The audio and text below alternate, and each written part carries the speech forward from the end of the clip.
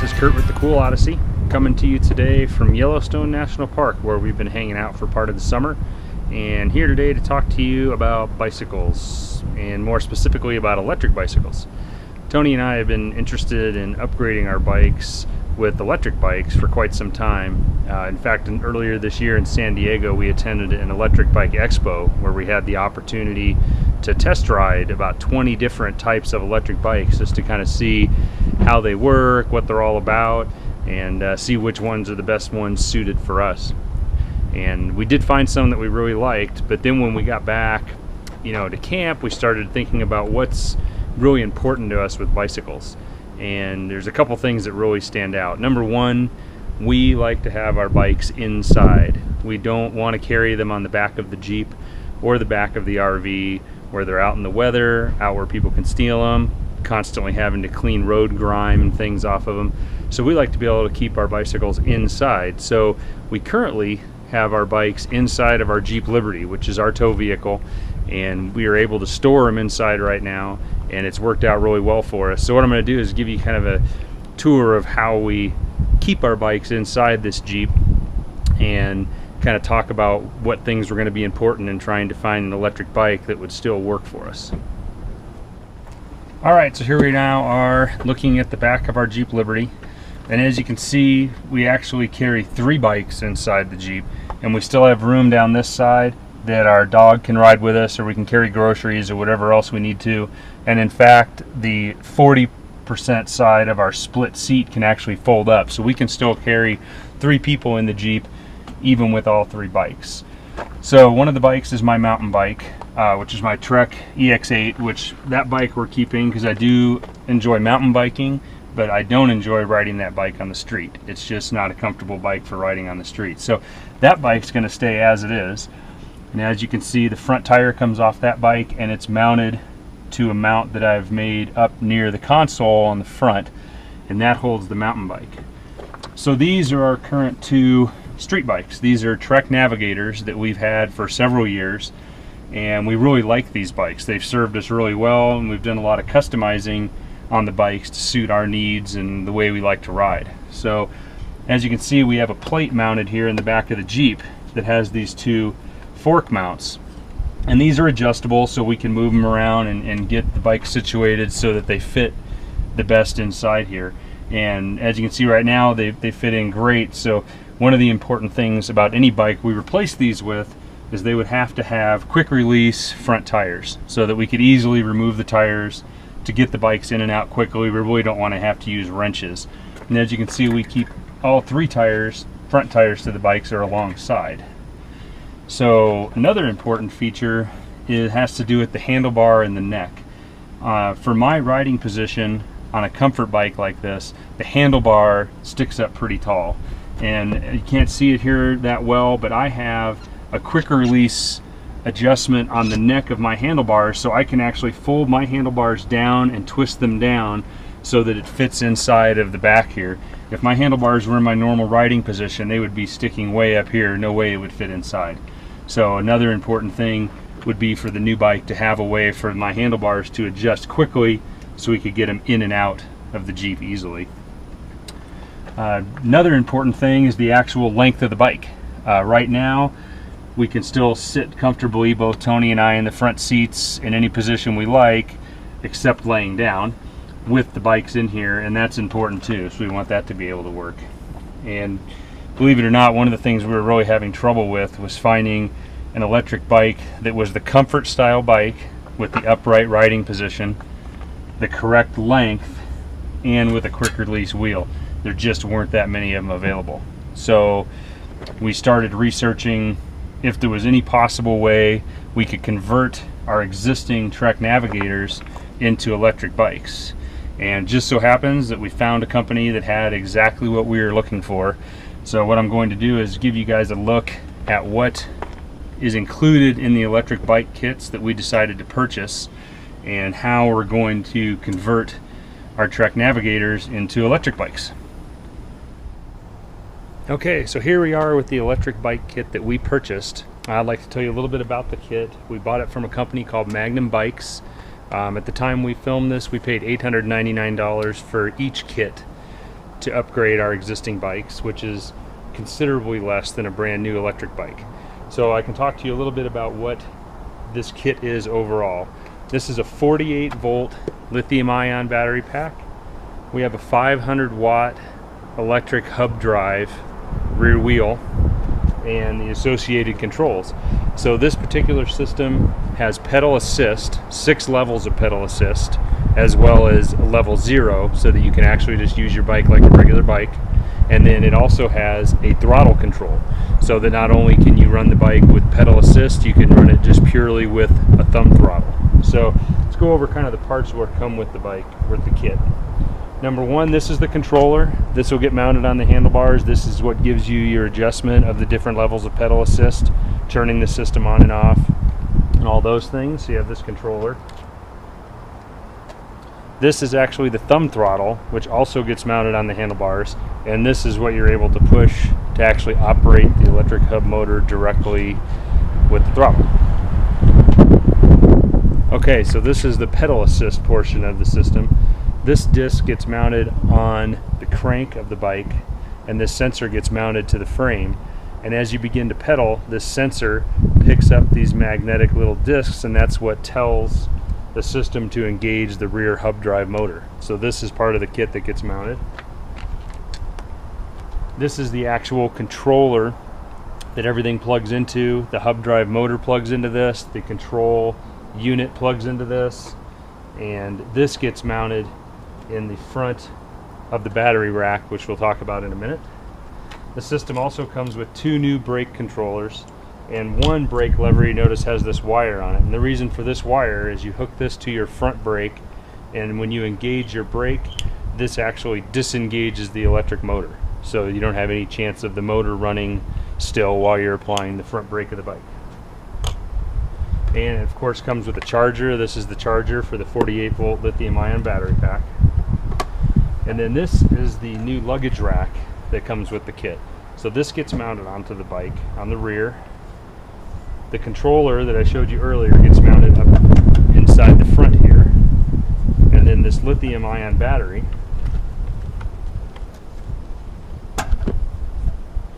actually slides into the rack like that, and so that's how your battery pack is installed into the bike. And this rack also has a key here, and it comes with a set of keys, so you can actually lock. And when this is locked, now you can't remove this battery. The battery is actually locked on, so if you're somewhere out riding and you need to leave the battery attached, it stays attached.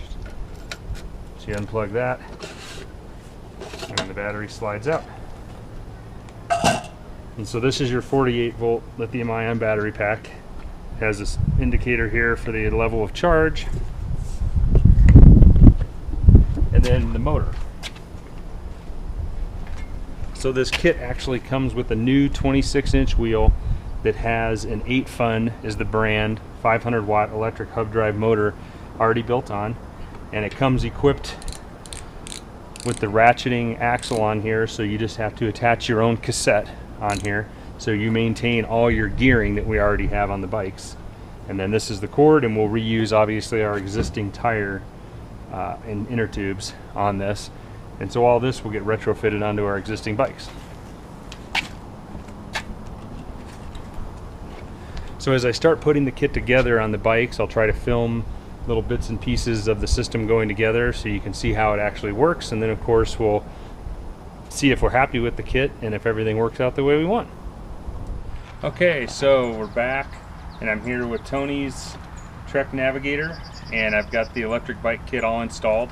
I'll go over the kit a little bit here. Ran into just a few snags during the process. Here is the handlebars, and as you can see, we actually replaced both brake levers, and her front brake lever actually has a motor inhibitor on it now, so if she pulls her front brake, it'll disconnect the motor, keep it from going, kind of a safety feature. Her handlebar here is where I mounted her control panel, and this is where she can turn the unit on and off, select what level of pedal assist she wants, and all those type of things. And then back here is kind of the heart of the system. So we've got this rack that's included with the kit, It has the battery pack, 48 volt lithium ion installed, and I'll go over how that works. And then down here is the electric hub motor. This is a 500 watt electric hub motor. One of the things that I ran into is our previous wheels, the rear gearing was actually a freewheel, and these motors required it to have a cassette rather than a freewheel, so we did have to order some cassettes and some spacers to work this all out. And we went ahead and replaced our chains as long as we had everything torn apart. And in the front of the rack here in this box is where all the control board and everything is for the unit. And we'll walk around the other side of the bike over here. Okay, so on this side I can kind of show you, so these batteries are actually locked into the rack with a key, so you can actually have them secured. And to take them out, it's just a matter of unlocking them, and they pull right out of the rack, and then you can take this inside and charge it. And this is a 48 volt lithium ion battery, and when you turn it on, it actually has a gauge here that tells you how full the battery is. And then to reinstall it, it just slides right back into the rack and then locks, and then you can take the key out, and now the battery is relatively secure. Someone can't just pull it right out. The kit also comes with these bungee straps, which latch right into a slot on the rack, and then you can obviously carry some things, whatever you'd like to do. Another piece of the system up here on the handlebar, this is a throttle control. So not only does this kit have your 6 levels of pedal assist, it also has the throttle control as well. And then you also have to install down here on the crank, you'll see this disc that has all these little magnets in it, and there's a pickup sensor here. And this is actually what picks up when you're pedaling and tells the system to engage the rear motor. So there is a little bit of a delay from the time you start pedaling to the time the motor engages. But I'll show you that on my bike. We have that set up over here on our rack, so you can kind of see and demonstrate how it works. Okay, so now we're back here with my Trek Navigator, and our fancy awning slash bike rack operation works. You just deal with what you have to on the road. And as you can see, my bike has the same electric kit installed with the rack and the battery and the hub motor. My display is mounted here in the middle of my handlebars. So what I'd like to do is demonstrate how the system actually works on my bike. So the first step in powering the system on is to turn on the battery, which just has a switch here on the side. And once the battery's turned on, the indicator lights on the battery are functional, so you can check your battery level right here. And the second step is to go up here to the controller and hold our power button, and the system turns on. And by default, the system turns on into pedal assist 3. There's 6 levels of pedal assist, and also there is 0, so you can put the bike in 0 and pedal it as normal if that's what you want to do. And then you have pedal assist levels all the way up to level 6. So for demonstration, what I'll do is I'm just going to leave it in pedal assist number 1, and first I'll demonstrate the throttle, which is right here on the handlebar. And with the throttle, it is regulated by what pedal assist number you're in. So when you're in pedal assist number 1, you're going to have just about 12 miles an hour of speed, and the higher level of pedal assist you go, the higher level of speed. So with it in pedal assist 1, you operate the throttle. Now the rear wheel goes. So that's how the throttle works. So you can actually ride without pedaling at all if you want to. The second mode is obviously the pedal assist, which we're in pedal assist 1 right now. So the way it operates is with this pickup unit on the side of my crank and this sensor. It can tell when you start pedaling, and as you start to pedal, that's when it engages the motor. And there is a little bit of a delay that takes some getting used to, so as you see. So it's about 1 revolution of the crank for the motor to start going. And the amount of assist is going to be determined by how fast you pedal the bike. So the faster you pedal, the more assist you're going to get from the motor. And when you stop pedaling, the motor disengages. So that's the operation of the system. And to turn the system off, you just do the reverse. I hold the power button turn off the display, turn off the battery, and now you can ride the bike just like a regular bike. One of the other things that I've done to my bike, I had a previous rack on the back of our bike made by a company called Top Peak, and they make this bag system that originally has this track on the bottom, and it would actually slide in and out and lock onto the rack. Well, that won't work with this rack. So what I've done is I've just modified this track by making some grooves here that correspond with these bars. So now I can set my bag right on the rack. It locks on. I can install the bungee cords, and now the bag is good and tight, and I can use it as usual. And this bag is one of the bags that has the panniers built in, so very handy. So that basically is how the systems work. We've only ridden them a couple of miles. Over the next few days we're going to ride them back and forth to our job over at the Fishing Bridge General Store here in Yellowstone. And when we wrap up this video, I'll kind of give a report on how we think they do on a little bit longer rides, and I'll also show how they fit back into the Jeep so that we have all of our bikes back inside. Okay, so we're back here at the Jeep. It's been about 3 weeks since we installed the electric bike kits. Today we are boondocking in the National Forest outside of Sun Valley, Idaho. And as you can see, the bikes all fit back into the Jeep. Had to do a little bit of rearranging of my fork mounts down here, changing the positions, which that's part of the beauty of this system. I can loosen these nuts and I can rearrange these fork holders to just about any position. So was able to get everything arranged so that the handlebars all miss each other. The racks that hold the batteries don't hit the back of the Jeep, they don't hit the ceiling.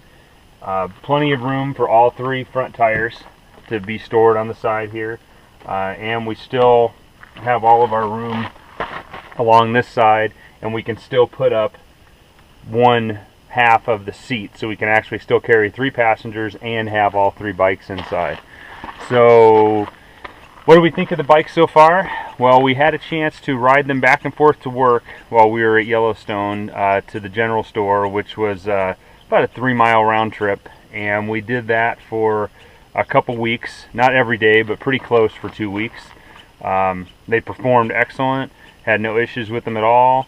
And then when we got here to Sun Valley, we actually took them on the bike path here in town and did about a 26-mile bike ride, and we were still on the original charge on the batteries. So from what I can tell, we still could have ridden the bikes quite a bit more, and we were at about 36 miles is how much we had on them before I finally took the batteries out and decided to charge them up. So they claim 24 miles, and that's probably a pretty good estimate if you're running them at a higher level of pedal assist. I would say the majority of the time we have them in either pedal assist 1, possibly pedal assist 2.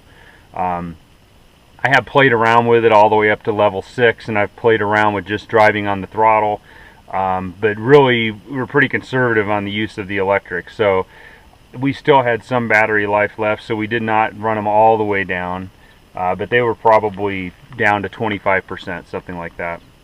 And as far as the charging time, we charged them here in our boondocking spot off of our inverter, so using solar and running our inverter. It took about 5 hours and 15 minutes to charge up the 48-volt batteries. So I don't know if that time will vary, if we would have run them down a little further or not, but from about a 25% charge, it took about 5 hours to charge them back up. So we have them back fully charged. We're going to get out again today and ride some more around Sun Valley, so we're probably going to put another 30 miles or so on. But so far we're very happy with the bikes. Having only spent about what it would have cost to get 1 electric bike, we actually have 2. We got them to fit in our Jeep. We were able to keep the bikes we had and not have to just get rid of them. So overall, so far, I'd say we're very happy. 3 weeks into the purchase. Perhaps we'll do another review a few months down the road. But for the time being, I'm going to call it a successful project. So we appreciate very much for you watching our videos. Please hit the like button. Please subscribe if you find what we're sharing interesting. and we look forward to sharing more of our time here on the road with you. Thanks.